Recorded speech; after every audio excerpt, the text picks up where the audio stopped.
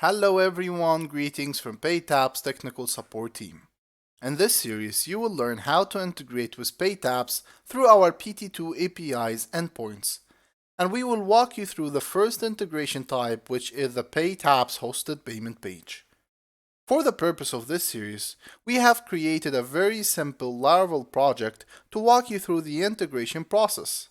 But feel free to follow the steps in this series with your own project, whatever the programming language or the frameworks used to integrate with PayTabs. So, let's get started.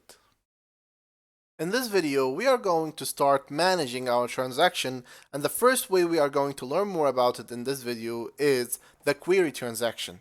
So, let's get started. Before we start, the first thing you should know is that you can find the full documentation for this part inside PayTabs support portal under the article called the Hosted Payment Page APIs Integration Manual. Now, from the integration manual, navigate to step 7, Manage Transactions, and here in this step, we will be learning how we can manage our already existed transaction. So, the first way we are going to talk about is the query transaction. And simply, the query transaction is used if you want to get the details of any transaction. So all what you need to have is a transaction reference, and we will be sending it to the query transaction endpoint specified over here, and in return we will receive this transaction details. So let's try it out. I have generated or created a very simple page over here that takes only the transaction reference as an input.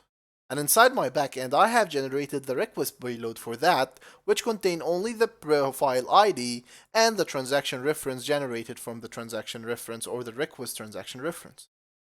So don't forget that this is required to have a new endpoint, which is the query endpoint.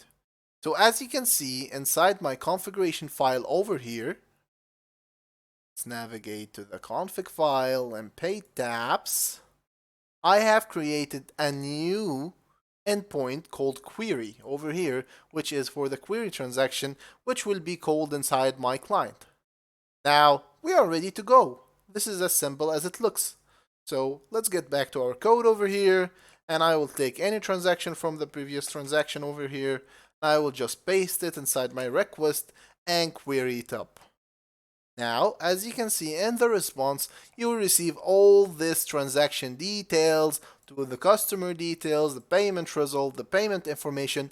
All the details will be reversed in this transaction response.